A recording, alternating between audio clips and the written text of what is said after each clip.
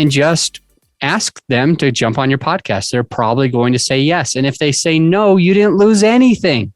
They already weren't coming on your podcast before you asked them. So it doesn't matter, right? So you got to figure out that process. How do we get the content? How do we get the guests? And am I going to have somebody that I hire, or do I want to feel it out? Adam wants to feel it out. It's a little harder. It makes my process a little tougher. So maybe you can learn from my mistake, if you will, or maybe you'll do it the same way I do. And then just think about the next step.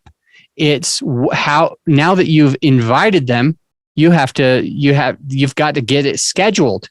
So what I do in my pod process is I actually have an onboarding email. I've got an email template already created that all I do is just change the name of the person. I just, in the place where it says name in parentheses, I just actually put their name.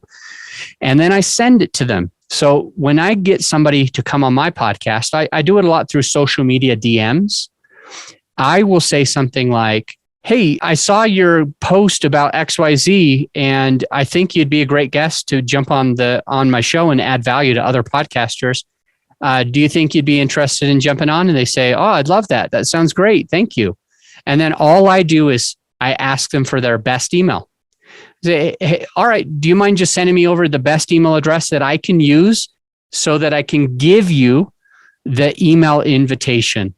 It's the onboarding process to get them onto the show.